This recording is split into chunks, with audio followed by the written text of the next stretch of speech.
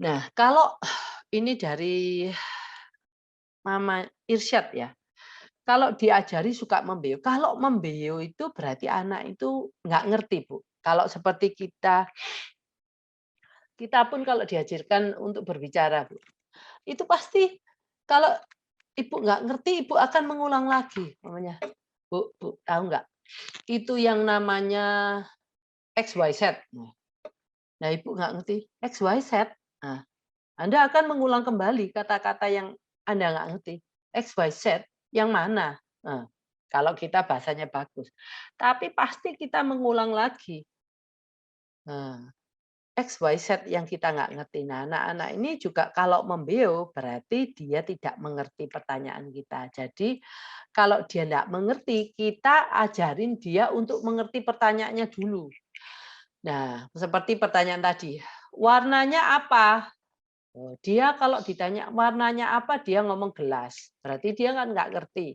Jadi kita omong, oh ini warnanya hitam. Kalau ini warnanya apa? Jadi kita berkali-kali, setiap kali bertanya tuh terus kita pakai kata-kata itu. Jangan dirubah-rubah. Mungkin warnanya apa? Eh, warnanya apa? Terus kita mungkin ganti lagi dengan cara bertanya yang lain, tetapi dengan maksud yang sama. Pak Warni, ini warnanya apa? Wah, dia sudah bingung karena kata-katanya sudah berubah. Nah, kalau seperti itu, jadi Ibu ajarkan kata tanyanya dulu. Nah, tapi dia sudah bisa warnanya. Dia ngerti, ini putih, ini hitam, ini merah, tetapi dia enggak tahu pertanyaan warna. Jadi dia enggak bisa menjawab pertanyaan itu. Jadi ya Ibu ajarin itu dulu. Ini memang sudah, lumayan, tinggi, tetapi untuk anak-anak yang sudah bisa, kata-kata, sudah bisa kosakatanya banyak, warna bisa, benda bisa, terus, apa, tempat, mungkin rumah makan, kalau di sini adanya Bonami, rumah makan Bonami, restoran Bonami mana, Mall Tunjungan Plaza, Galaxy Mall, atau ini, apa sih, UPTC ini karena sudah lama nggak ke mall, jadi saya nggak hafal mall-mall, atau mungkin rumah nenek. Nah, kalau caranya mengenalkan, di foto. Kita sekarang punya foto banyak. Kelihatan orang yang menarik buat anak kita, kita foto. Nanti kita bicarakan ke anak kita. Topik banyak sekali. Apapun yang menarik dia, dia suka binatang. Wah, dia mungkin lihat jangkrik ya. Zaman dulu kita jangkrik di mana-mana. Kalau sekarang sih sulit ya cari jangkrik ya. Yang kok ada bunyinya, krik krik krik.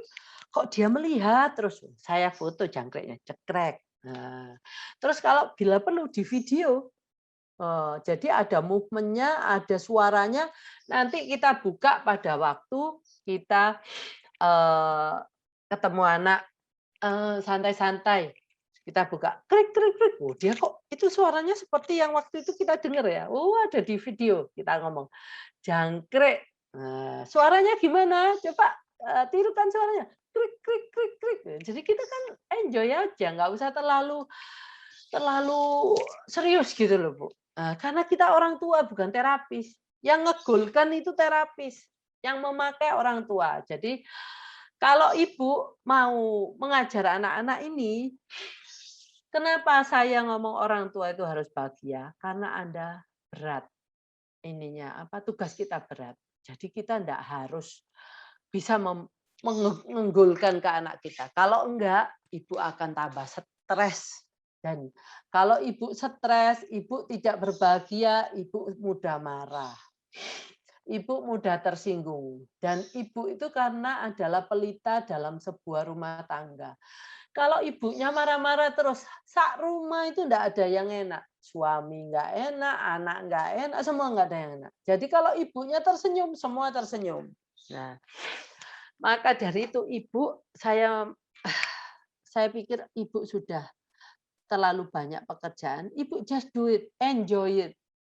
Nanti kalau ibu punya terapis, biar terapis saja yang ngegulkan, saya yang harus memakainya saja, gitu Bu. Saya kasih tahu ini ibu bisa punya bayangan untuk anak-anak yang sudah bisa bicara, punya bayangan bagaimana untuk mengembangkan, eee, komunikasi atau kemampuan anak untuk menggambarkan sesuatu. Tetapi ibu ndak perlu kalau ibu jadi stres karena ini, ya mending nggak usah. Nah, kita enak fun-fun seperti jangkrik itu loh, Bu. Karena kalau ibu nanti makin makin ndak bahagia karena merasa anaknya ndak bisa, nah semua tambah kacau balau, ya. Nggak cuma anak ini, tapi nanti, anak-anak yang lain juga akan terkena imbasnya, suami juga terkena imbasnya, akhirnya ya kita kita bingung, kok tambah lama nggak tambah seneng, tambah nggak seneng. Karena ya ibu-ibu tertekan karena masalah ini ya. Tetap yang pertama, tetap pertahankan, fun pada waktu dekat anak. Ya, kalau targetnya tercapai, nggak tercapai, ya udahlah, jadi ibu mengajarkan ini sambil save, Bu, supaya ibu emosi negatifnya itu bisa hilang, yang keluar itu joyful-nya waktu sama anak. Oke, kalau anak saya nggak bisa, saya pikir lagi, bagaimana ya cara bicara dengan anak kita yang enak, yang fun, gitu ya. Itu pesan saya. Dari Mama Ales, kalau Ales udah verbal, udah komunikasi 2 arah, kosakata udah banyak, apa yang dia pernah lihat, dengar, bisa langsung menyebut dan paham artinya. Namun memang masih belum bisa panjang kalimatnya atau bercerita. Dia paham apa yang orang bicarakan, termasuk kalau nonton TV dia paham yang mereka bicarakan, namun nggak bisa menceritakan apa yang dia dengarkan tadi. Tapi dalam kesehariannya saya selalu mengkoreksi bila kalimatnya kurang tepat, karena di terapi TW Ales udah gak mau. Jadi sehari-harinya sambil belajar langsung aja saat kita berkomunikasi apa yang bisa Bu Mingvi tambahkan dalam ini. Loh ya ini Bu, kalau Ales bisa ngomong yang nggak Bu? Kalau dia bisa mengatakan dengan yang seperti ini, wah itu bagus. Dia akan ngomong, "Ibu," manggil ibu, ibu atau bunda ya, "Bunda, Ales ingin, ayam yang digoreng." Yang digoreng, yang kriuk-kriuk. Nah, itu kan bagus loh, Bu. Kalau dia bisa ngomong sama gitu, Ibu. Atau "Bunda, belikan, tas yang, yang mungkin warnanya dia suka, kesukaannya apa, ya, yang gambarnya Superman." Ya enggak tahu saya anak sekarang apa suka Superman ya. Mungkin sekarang sudah kesukaannya sudah lain ya, Bu. Nah, seperti itu Mama Alais. Ibu dengan kata yang Ibu bisa merambah kemana-mana. Kalau dia sudah bisa itu, dia kelihatan pasti orang mikir gini, Bu, "Loh, cuma kalau mungkin Alais kurang, dia harus, diajar untuk, pronunciation-nya mungkin, yang harus kurang lebih, eee, dimengerti oleh orang-orang sekelilingnya." Pronunciation kan bisa dilatih sendiri karena sudah nggak ke TW, ibu latih aja sendiri dengan cara makan atau cara, oral motor, latihan oral motor, Bu. Eee, nah ini ibu bisa masukkan di kesehariannya ibu. Kalau saya ngajar anak saya juga sekarang itu nggak usah dia memang masih terapi.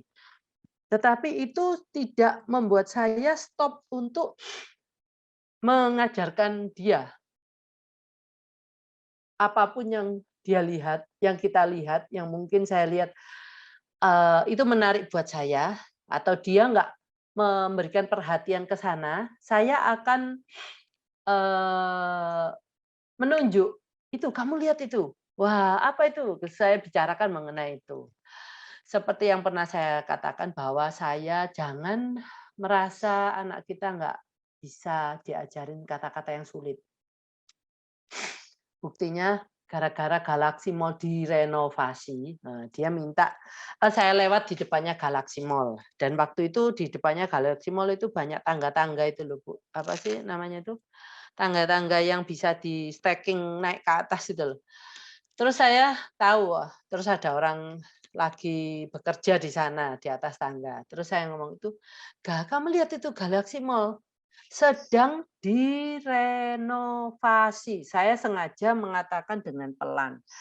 Karena saya juga merasa, apakah, anak saya memudahkan anak saya untuk menangkap kata-kata itu. Karena renovasi itu 4 suku kata, Ibu-ibu.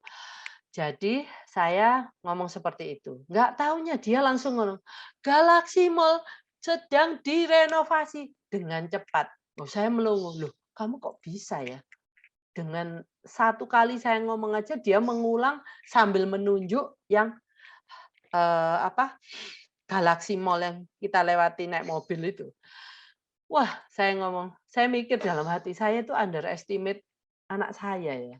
Saya pikir renovasi itu kata-kata yang wah gitu ya, kata-kata yang mungkin tidak akan dipergunakan oleh orang-orang selevel yang tidak S1. Paling-paling ngomongnya diperbaiki gitu. Nah, tapi setelah itu dia lihat, rumah rumah sedang direnovasi. Lu anak saya bisa generalisasi sendiri. Setelah saya pakai satu evidence, bukti, Galaxy Mall sedang direnovasi, dia bisa mengatakan renovasi di tempat yang lain tanpa saya suruh. Nah, kalau anak kita sudah seperti itu kan enak, Bu. Nah, itu. Oke, mamanya Alais, semangat. Walaupun nggak mau terapi TW, Ibu jangan melepaskan, apa ya, momen-momen atau saat-saat di mana kita bisa memberikan, masukan untuk anak kita. Yang penting ya saya percaya bahwa pada waktu hati kita senang, hati kita berpasrah kepada Tuhan atas apa yang kita dikasih titipan anak-anak yang sangat spesial ini, dan kita menerimanya dengan ikhlas, maka mungkin yang Ibu katakan, yang Ibu ajarkan, Ibu ngomong satu kali aja dia sudah bisa.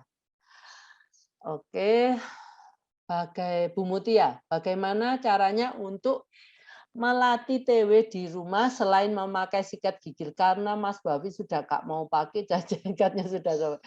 Bu, satu gini, sikat giginya kalau sobek berarti anak Ibu suka menggigit. Benar nggak, Bu? Digigit terus. Jadi itu kan sebenarnya sikat itu hanya untuk menstimulasi, menurunkan sensitivitas area oral motor, Bu. Jadi kalau dia sampai sobek, berarti anak ini yang diperlukan adalah anak ini juga perlu untuk yang menggigit, Bu. Menggigit itu proprioceptif. Jadi Ibu harus belikan yang itu, apa itu namanya ya? Aduh kok lupa sih aku.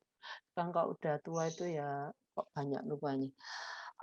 Art grabber yang khusus untuk anak-anak yang suka menggigit. Jadi ya belikan yang agak keras, jangan yang soft, karena yang soft nanti putus juga. Oke, kalau anak Ibu memakai sikat gigi nggak bisa, nah saya itu ada yang pakai cara lain, tapi saya takut Ibu itu digigit tangannya. Bisa pakai ini, pakai itu loh waslap.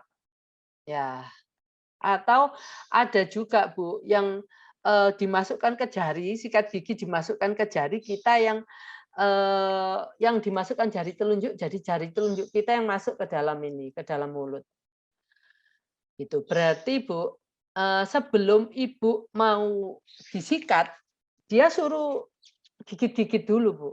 Nah, setelah dia puas gigit-gigit, baru Ibu pakai pakai sikat itu. Nah, mulailah disikat di bagian bibir. Kalau dia bagian bibir itu nolak-nolak sungguh-sungguh, saya akan mulai lebih jauh lagi. Mungkin bagian tangan dan kaki dulu. Tapi sikatnya lain, Bu. Pakai yang sikat itu loh, Bu, yang waktu itu sudah pernah saya fotokan ya, sikatnya yang agak kuning-kuning muda itu loh, Bu.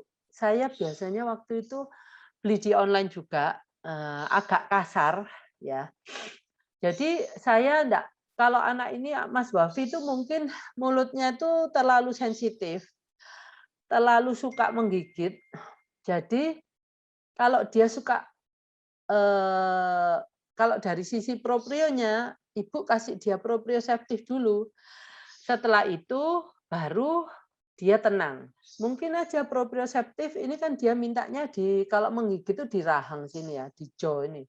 Nah, kita kasih inputan proprioseptif di ini sendi sendi-sendi apa sendi bahu, sendi siku, sendi di ini apa pergelangan tangan, di lutut, di apa pergelangan kaki atau di pangkal paha.